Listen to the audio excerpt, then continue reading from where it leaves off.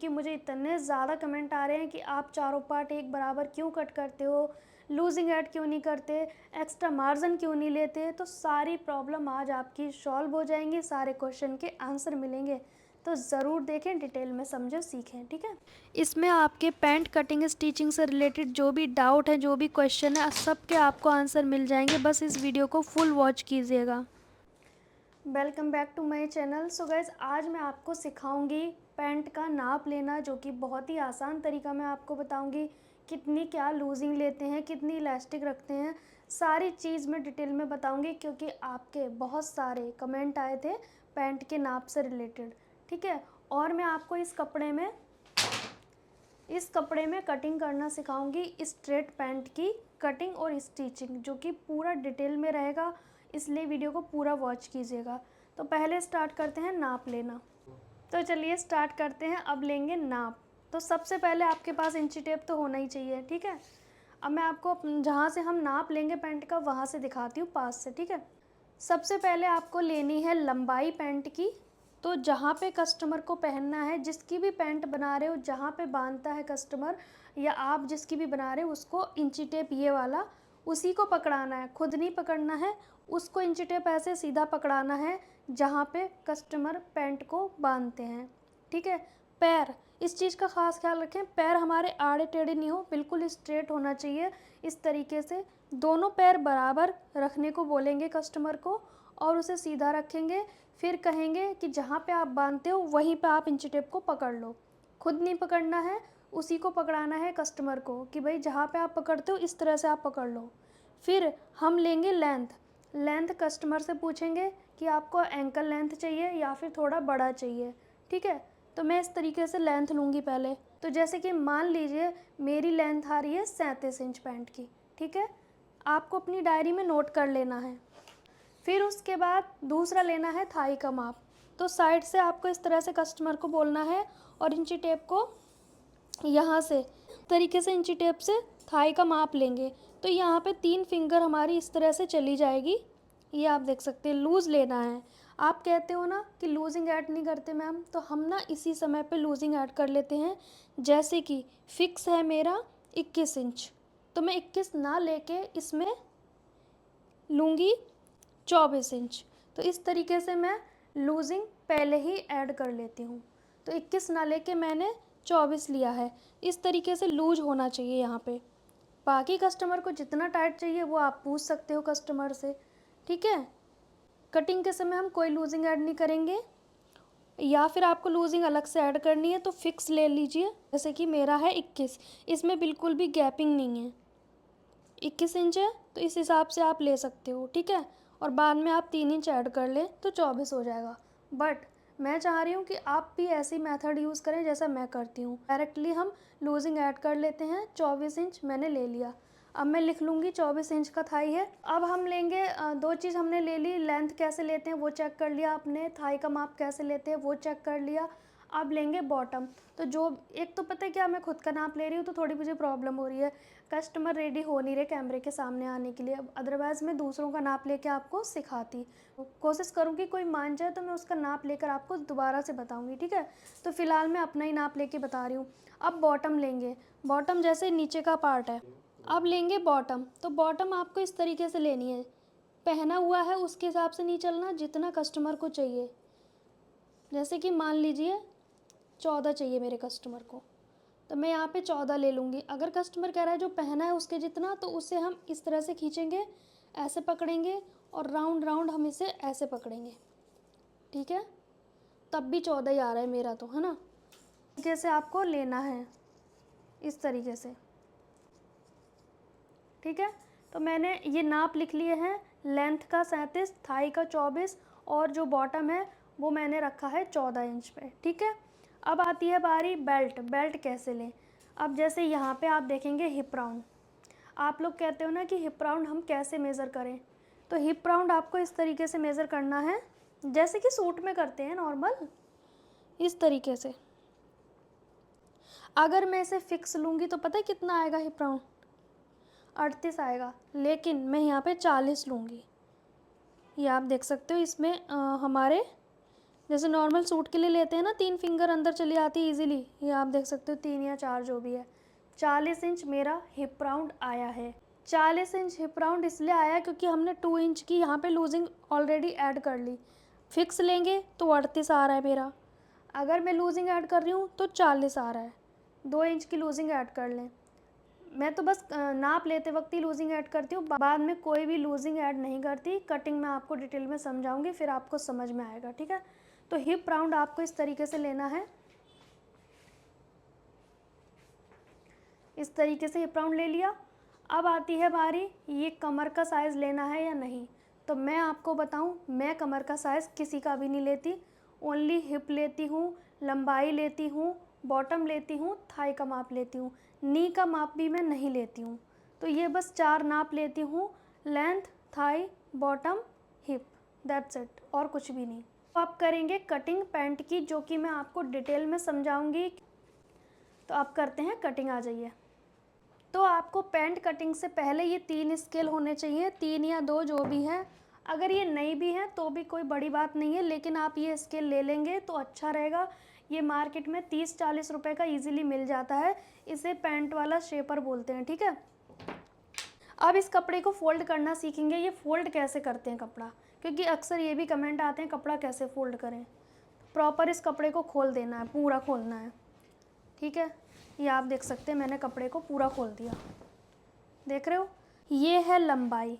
हर कपड़े में आपको किनारी मिलेगी, तो ये किनारी जो है ना, इसे लंबाई बोलते हैं और इससे चौड़ाई बोलते हैं। किसी भी कपड़े में किनारी ज़रूर मिलेगी, इसे लंबाई बोलेंगे। ऐसे में आया समझ, इसे बोलेंगे चौड़ाई, ठीक है। फिर इसे मैंने बोला आपसे कि आप चौड़ाई में फ़ोल्ड करें, तो मतलब ऐसे फ़ोल्ड करें। चौड़ाई में हमने फ़ोल्ड कर दिया, पूरे कपड़े को चौड़ाई में फ़ोल्ड करना है। तो यहाँ पे मैंने सारे कपड़े को चौड़ाई में फ़ोल्ड किया, बिल्कुल भी झोल नहीं है, इस तरीके से। अब इसे हम लंबाई में फ़ोल्ड करेंगे। तो इसे हम लंबाई में फ़ोल्ड करना कहते हैं। पूरे कपड़े को लंबाई में फ़ोल्ड करेंगे, बंद वाली साइड से इस तरह से पकड़ेंगे और इसे झटक देंगे, ताकि इसका जो कान है वो निकल जाए। अपने आप अपनी जगह पे ही चला जाएगा, जिधर टेढ़ा मेढ़ा होगा वो खुद अपनी जगह बना लेता है, इस तरीके से। अब आपको क्या करना है, बंद वाली साइड दूसरी ओर करेंगे। अगर आपने इस साइड से ड्राफ्टिंग की तो कपड़ा ज़्यादा वेस्ट होगा, तो हम इसे पलट लेंगे, कपड़ा उधर का हमारा बच जाएगा। पलटने के बाद ऊपर वाले 2 पार्ट को हम, ये 2 पार्ट है ना, एक ये एक ये, इसे हम 2 इंच छोटा रखेंगे, इस तरीके से। ये 2 इंच छोटा बड़ा रखा है मैंने, इतना गैप रखना है ऊपर वाले पार्ट में और नीचे वाले पार्ट में, ठीक है। आया समझ आपको। अब यहाँ से पहले कपड़े को हम सीधा करेंगे। यहाँ से हमारा सीधा हो गया। अब यहाँ पे हम लेंगे 2.5 इंच, इसी वाले पार्ट पे यहाँ से 2.5 इंच लेंगे, जिसमें हम इलास्टिक वगैरह डालते हैं। इलास्टिक डालो या पेस्टिंग डालो, कुछ भी डाल सकते हो। ये वाला मेथड में हम इसी में फ़ोल्ड करेंगे। अलग से बेल्ट लगाने वाला मैं अलग से बताऊंगी आपको। ये हो गया 2.5 इंच, जो कि फ़ोल्ड हो जाएगा। अब लेंगे, अब यहाँ से लंबाई लेंगे, इसी निशान से रखेंगे इंची टेप, सीधा ले जाएंगे। लंबाई हमारी 37, यहाँ पे हमारी लंबाई आ रही है 37 इंच पे। 37 हमारी रेडी लंबाई, 2 इंच प्लस करेंगे तो 39 हो जाएगा। ये वाला हिस्सा, ये हमारा फोल्ड हो जाएगा।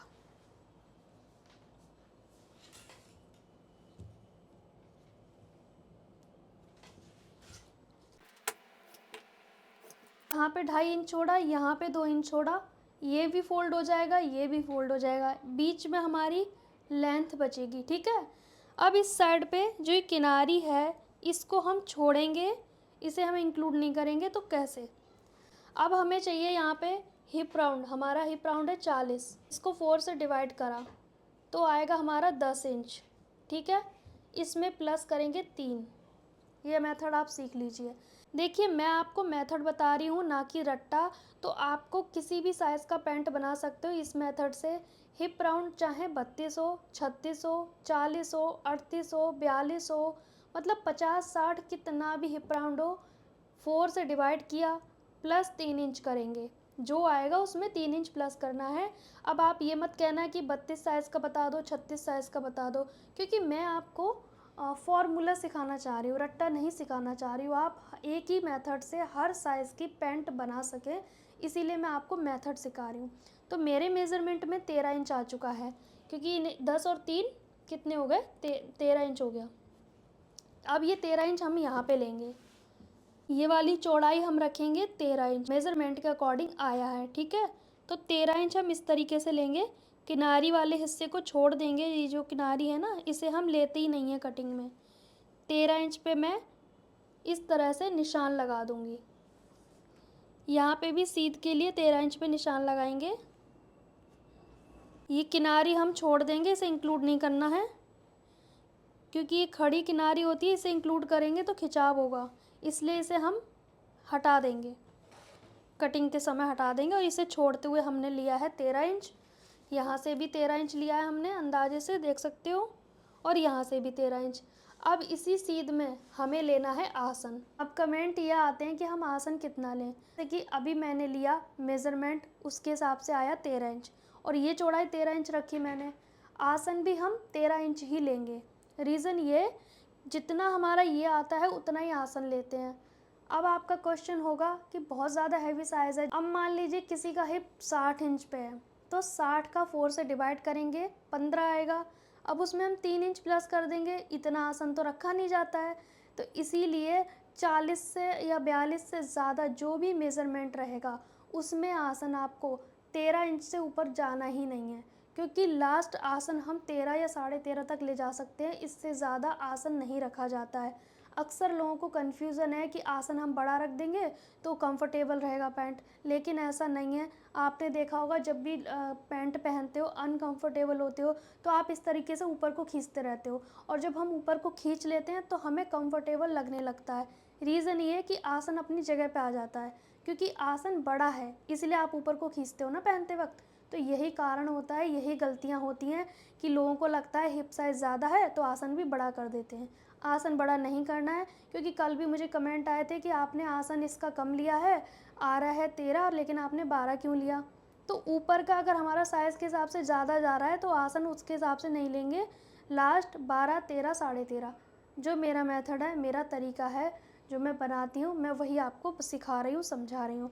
यकीन मानिए पैंट बहुत ही अच्छा बनेगा। फिर मैं आसन लूँगी 12 इंच पे, इस तरीके से। आसन हमेशा छोटा ही रखना चाहिए, ज़्यादा बड़ा नहीं रखना चाहिए। रख दिया हमने 12 इंच पे आसन, क्योंकि आसन छोटा होता है तो कंफर्टेबल रहता है, बहुत बड़ा होता है तो पीछे से लटकता है और आपको ऊपर खींचना पड़ता है। अब जो यहाँ पे लिया है वही हम इस तरह से इंची टेप को ऐसे लेकर आएंगे, यहाँ पे एक निशान हम यहाँ लगा देंगे, सेम जैसे इधर 12 लगाया यहाँ भी लगा देंगे। ये निशान क्यों लगाया है मैं अभी आगे आपको बताऊंगी। अब यहाँ पे लेते हैं थाई का माप। तो जो मैंने थाई का माप लिया था अभी आपके सामने, तो यहाँ पे जो आता है थाई का माप, उसका आधा करेंगे प्लस 1 इंच करेंगे। अगर आपको लगता है कि भाई पैंट मुझे टाइट नहीं चाहिए, थोड़ा लूज़ चाहिए, तो आप उसमें 2 इंच ऐड कर सकते हैं। बहुत सारे लोग क्या करते हैं, माप लगा लिया फिर यहाँ पे 1.5 इंच, 2 इंच, 2.5 इंच पे गोलाई कर देते हैं। लेकिन आपको कैसे पता यहाँ पे टाइट होगा या लूज़ होगा, क्यों गोलाई के हिसाब से चलना है। आप उसके हिसाब से चलो जो यहाँ पे हमारी बॉडी का पार्ट आएगा, बॉडी का पार्ट यहाँ पे थाई का आएगा, तो उसके नाप के हिसाब से चलो ना, यहाँ पे गोलाई के हिसाब से क्यों चलना है। तो यहाँ पे जो भी आपकी थाई का माप है उसका आधा प्लस 1 इंच, ठीक है। 1 इंच इसलिए हाफ इस साइड जाएगा, हाफ इस साइड जाएगा। लूजिंग हमने ऑलरेडी ऐड कर ली थी जब माप लिया था, ठीक है। तो लूजिंग अलग से ऐड करने की क्या ज़रूरत है, कोई ज़रूरत नहीं है, क्योंकि पैंट में मार्जिन अलग से नहीं लिया जाता है, ज़्यादा लिमिट का मार्जिन रखा जाता है, नहीं तो अंदर से वो सलवार जैसा झोल मारेगा, तो वो अच्छा नहीं लगता, फिर पैंट स्ट्रेट नहीं बनेगा। तो मार्जिन ज़्यादा लेने की कोई ज़रूरत नहीं है। तो यहाँ पे थाई का माप और उसका आधा करेंगे और प्लस 1 इंच कर लेंगे। तो मेरे कस्टमर को हल्का सा लूज़ चाहिए तो मैं यहाँ पे 2 इंच ऐड करूँगी। अब यहाँ पे गोलाई कर देंगे, गोलाई यहाँ पे करेंगे कम से कम 2 इंच की दूरी पे, इस तरीके से। ये ना ज़्यादा गहरी नहीं करनी होती है गोलाई, यहाँ पे आर्महोल थोड़ी ना है जो इतनी गहरी कर देते हैं गोलाई, बिल्कुल भी नहीं करनी। अब नीचे के पार्ट पे आते हैं, यहाँ तक समझ आ गया। जो ये वाला निशान है, हमने क्या करना है, इस निशान से 2.5 इंच इस तरीके से निशान लगाना है। कोई भी साइज़ हो ये 2.5 इंच लेना कंपलसरी है। कोई सेंटर नहीं निकालना है, मैं नहीं निकालती पैंट में सेंटर, मैं स्ट्रेट प्लाजो में अलग कटिंग करती हूँ, उसमें आपको देखना होगा सेंटर कैसे निकालते हैं, पैंट में नहीं निकालती मैं। फिर यहाँ पे गोलाई हमारी आई थी 14 इंच, ठीक है, 14 का आधा करेंगे।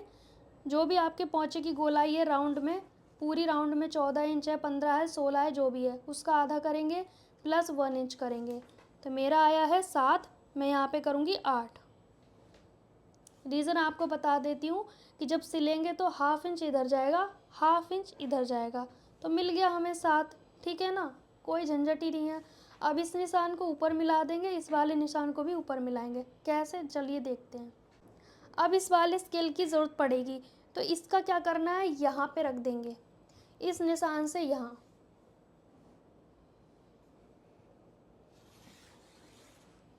अब इसका हमने ये वाला हिस्सा यूज़ किया है, ना कि ये वाला, तो यही वाला हिस्सा हमें ऐसे पलट के लाना है, इस निशान को इस निशान से। अगर हम ये निशान नहीं लगाते तो स्केल आप कहाँ तक ले जाते, आप हो सकता है ऐसे ले जाते, हो सकता है ऐसे ले जाते, तो ये निशान हमने इसीलिए लगाया ताकि स्केल का हम यहाँ तक यूज़ कर सकें और कहीं भी ना। तो मैं इसका यहाँ तक यूज़ करूँगी, ठीक है। अब ये तो हो गया फिटिंग वाली पैंट पहनने के लिए।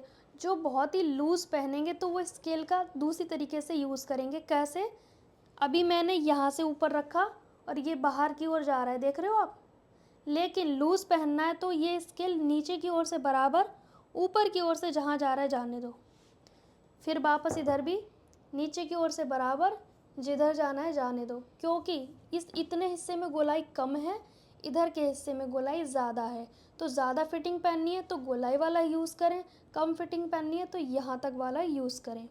आया समझ। यहाँ पे आप देखोगे कि भाई यहाँ से तो कोना निकल आया, इस कोने को कैसे ठीक करें, तो ये स्केल इसीलिए तो है, ये वाला हिस्सा जो ये राउंड वाला है ना, ये जो अंदर की ओर झुका हुआ है, ये देख सकते हो आप, इसका हमने ऐसे यूज़ करना है यहाँ तक, ये देख सकते हो यहाँ से यहाँ तक ऐसे। ये इसलिए यूज़ करते हैं, आपने पैंटों में देखा होगा पॉकेट की साइड से झुकाव होता है, तो यहाँ पे हमें इस तरीके से झुकाव देना है, ऊपर की ओर से झुकाव हो गया, देख सकते हो आप। अब यहाँ पे हल्की सी हाथ से शेप लगाएंगे, पूरा हम स्केल के सहारे नहीं बैठेंगे, यहाँ पे अब हल्का सा इस तरह से मिक्स कर देंगे ताकि यहाँ पे कोना ना निकले, वो बड़ा ही गंदा लगता है, ठीक है। अब हमने पूरी ड्राफ्टिंग कंप्लीट कर ली, लेकिन ये हमने क्यों लिया था एक्स्ट्रा, इसका क्वेश्चन तो आपके दिमाग में आएगा ना, ये क्यों लिया था, तो हमने लिया था इसलिए हमने आसन की ओर से 1.5 इंच बढ़ाना है, ये जो है ना ये वाला निशान, यहाँ से 1.5 इंच बढ़ाना है। ये क्यों, क्योंकि बैक साइड का आसन थोड़ा भारी होता है, इसीलिए हम बैक साइड का आसन बढ़ा के रखते हैं, क्योंकि हम पीछे की ओर नहीं झुकते, हम हमेशा आगे की ओर झुकते हैं, कोई भी काम करते हैं, बैठते उठते हैं, तो हमें आगे की ओर पीछे का आसन खिंचाव मारता है, तो इसीलिए हमने 1.5 इंच बढ़ाना है। ये बढ़ाना है 40 हिप तक, 1.5 इंच तक, और अगर 34 हिप तक है, कम है, बिल्कुल ही पतले हैं, तो आपको 1 इंच बढ़ाना है। फिर आपको थोड़ा ज़्यादा है तो 1.5 इंच, और आपका 45 से ज़्यादा है तो आप 2 इंच तक बढ़ाएं, 2.5 इंच तक भी बढ़ा सकते हो, ये आपकी मर्ज़ी है, ठीक है। बाकी इस वाले निशान को हम इस वाले निशान पे मिक्स कर देंगे। बस हमने आसन बढ़ा किया है बैक पार्ट में, और कुछ भी नहीं किया है।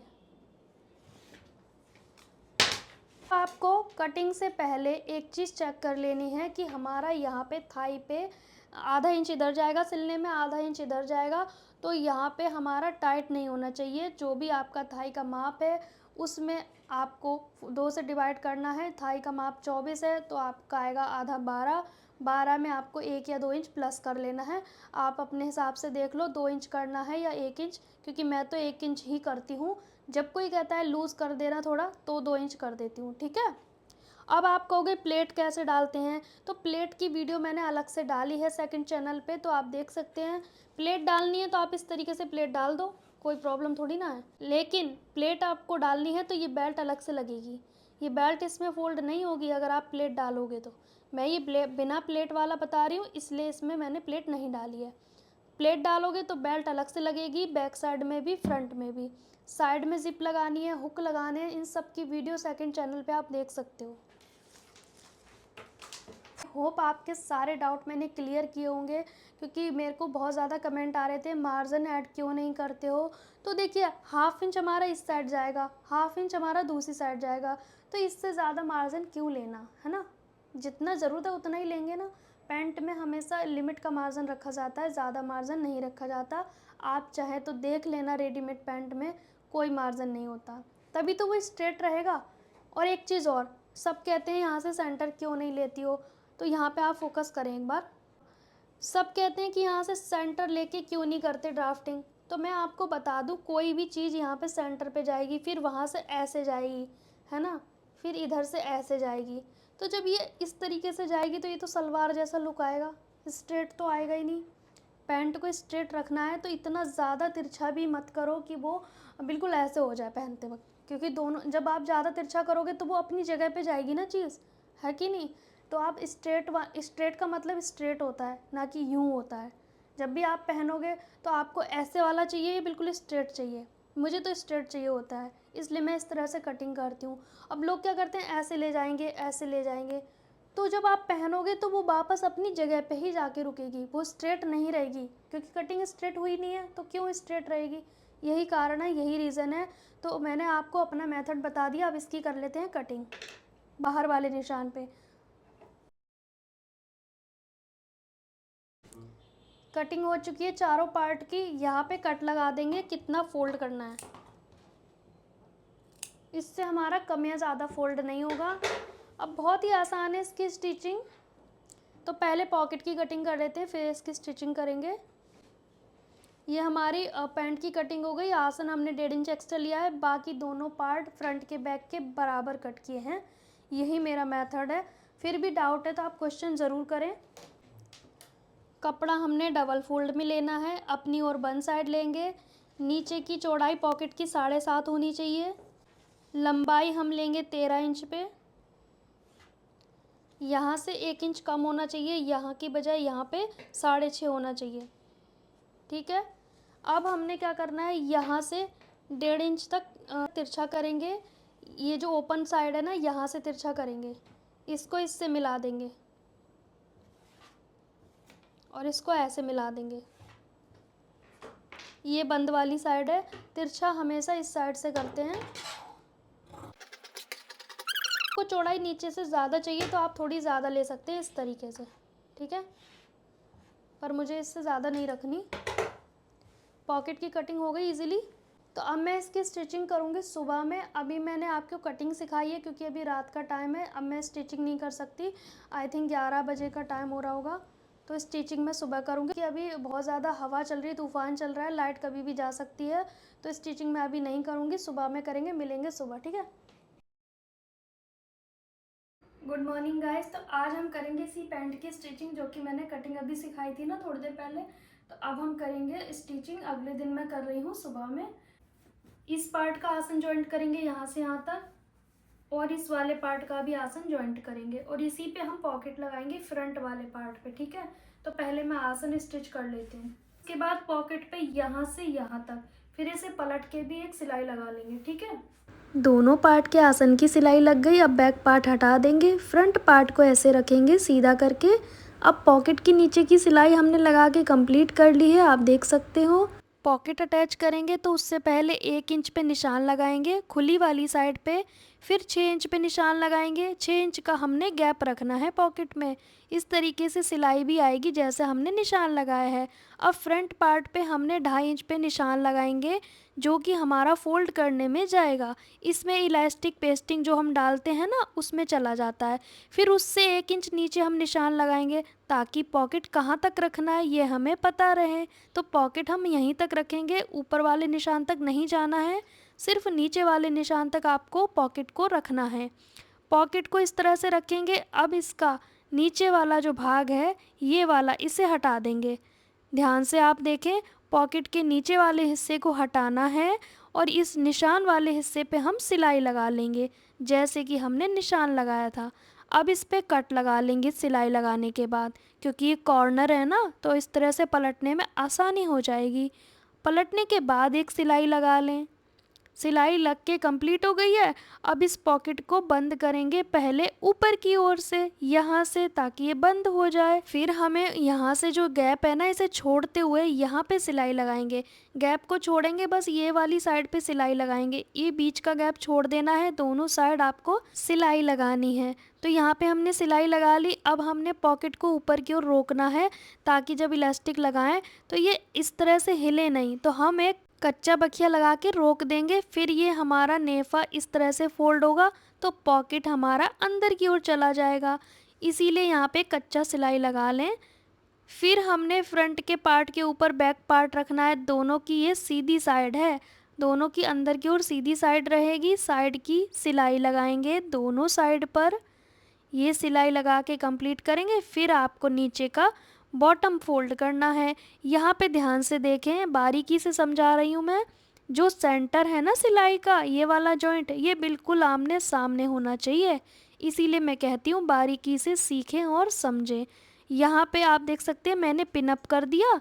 अब इस तरह से जो कट लगाए थे ना हमने कटिंग के समय, वहीं से फोल्ड करना है आपको। दोनों साइड हमने कट लगाए हैं और सेंटर में जो जॉइंट है वो आमने सामने होगा। फिर भी आपको समझ नहीं आया तो इस तरह से साइड से निशान लगा लो, इससे कम या ज़्यादा फोल्ड नहीं होगा आपका। फिर हम लगाएंगे इसमें इलास्टिक। पेस्टिंग में नहीं लगाऊंगी क्योंकि कस्टमर ने फुल इलास्टिक का बोला है। हिप राउंड इस कस्टमर का 40 है, तो मैं उसमें 12 इंच माइनस करके इलास्टिक लूँगी 28 इंच का। तो जो भी आपका हिप साइज़ है, चाहे कोई भी हो XYZ, आपको 12 इंच माइनस करना है फुल इलास्टिक वाले में। तो मेरा आया है यहाँ पे 28 इंच। अब पूरे नेफे पे 2.5 इंच मार्क करेंगे। क्यों? क्योंकि हमने कटिंग के समय 2.5 इंच लिया था ना। अब इस निशान के हिसाब से इस तरह से फोल्ड करेंगे, इससे कम या ज़्यादा नेफा नहीं जाएगा फोल्ड होने में। अब आपको थोड़ा और फोल्ड करना है, डबल फोल्ड। ये जो जॉइंट है ये आमने सामने आने चाहिए, ठीक है, इस चीज़ का ख़ास ख्याल रखें। इलास्टिक को रख के चेक करें, हल्का सा 2 पॉइंट ज़्यादा लें नेफे की चौड़ाई, ताकि इलास्टिक ईजिली जा सके। अब यहाँ पे पिन से सिक्योर कर लेंगे। फिर आपको दूसरे वाले जॉइंट पे जाना है, यहाँ पे भी पिन से सिक्योर करेंगे। चारों जॉइंट हमारे आमने सामने होने चाहिए। अब आपने देखा झोल बिल्कुल भी नहीं आया है, चारों जॉइंट आमने सामने हैं। 2 इंच का गैप छोड़ा, इलास्टिक हमने पिन की सहायता से डाल दी, दोनों के कॉर्नर आपस में जॉइंट किए। अब जो हमने गैप छोड़ा था इलास्टिक के लिए, उसे बंद कर देंगे। फिर इस तरह से खींचेंगे 2 से 3 बार, पूरे में गैदर इक्वल हो जाए तब तक खींचते रहें। फिर आपको सुई नीचे करके आपको इलास्टिक को इस तरह से खींचना है। सुई को नीचे रखें और फिर इस तरह से प्रेस करके सिलाई लगाएंगे इलास्टिक के ऊपर। जब भी आप खींचे तो सुई नीचे होनी चाहिए, वरना हाथ में लग जाएगी। कई बार इलास्टिक घूम जाता है, तो आपको सुई नीचे करके इस तरह से खींचना है, हाथ से इस तरह से प्रेस करना है। इलास्टिक बराबर हो जाएगा, फिर सिलाई लग जाएगी। यहाँ पे आपको एक पैर पे निशान लगा लेना है, पैंट के एक पैर पे। फिर दूसरे वाले पैर पे आपको इस तरह से छाप लेना है। अब आप कहोगे कि दोनों पे लगा सकते हैं निशान। दोनों पे लगाएंगे तो थोड़ा अंतर भी हो सकता है, इसलिए छाप के लगाएं तो दोनों पे इक्वल आएगा। सिलाई कुछ इस तरह से लगानी है, पहले आसन पे सिलाई लगाएं थोड़ी दूर, फिर दोनों साइड लगाएं। इसके बाद ये मार्जिन जो है ना, वो एक ही तरफ होना चाहिए, इस चीज़ का ख़ास ख्याल रखें। ऐसा ना हो कि एक तरफ इस साइड है मार्जिन, एक तरफ दूसरी साइड। दोनों का मार्जिन एक साइड होना चाहिए। पैंट बन के कंप्लीट हो गया है, देख सकते हो आप, मैंने कितनी डिटेल में आपको समझाया है। पॉकेट भी आप देख सकते हो। तो अब आप बताइए कि पैंट की कटिंग स्टिचिंग समझ में आई या नहीं। अभी भी कोई डाउट है तो आप मुझे कमेंट ज़रूर करना। और एक चीज़ मैं और आपको बता दूं कि जितना मुझे चाहिए था, आप देख सकते हो, बिल्कुल परफेक्ट आया था। पे ना कम हुआ है ना ज़्यादा हुआ है। यहाँ पे मुझे जितना चाहिए था वो भी कंप्लीट आया, देख सकते हो। 7 इंच चाहिए था तो 7 इंच कंप्लीट है। यहाँ पे भी बिल्कुल परफेक्ट है, ना छोटा है ना बड़ा है, बिल्कुल बेस्ट है। बहुत ही ज़्यादा रिक्वेस्टेड वीडियो था, इसलिए मुझे ये बनाना पड़ गया आज। आप सब ने मुझे इतने ज़्यादा कमेंट किए थे, इसलिए ये वीडियो मुझे जल्दी शूट करना पड़ा। और जो पहले के हैं वो शायद बाद में जाएंगे। और आपकी रिक्वेस्ट की वजह से मैंने ये वीडियो शूट किया। नाप लेने का तरीका, पैंट की कटिंग, पैंट की स्टिचिंग, ठीक है। नाप मैंने अपना लिया था, लेकिन मैंने पैंट ये कस्टमर के नाप से बनाया है। तो अब आप देख सकते हो कि मैंने कितने अच्छे से आपको सिखाया है। अभी भी कोई डाउट है तो कमेंट करना। वीडियो को लाइक शेयर कमेंट ज़रूर करना। कमेंट तो बहुत सारे करना, ताकि आपको और भी कोई प्रॉब्लम आए तो आप मुझसे पूछ सकें, मैं उसका आंसर ज़रूर करूँगी वीडियो के थ्रू, ठीक है। बाकी ढेर सारे कमेंट कीजिएगा, और चैनल पे नए हैं तो चैनल को सब्सक्राइब ज़रूर करें। मिलते हैं नेक्स्ट वीडियो में, बाय बाय।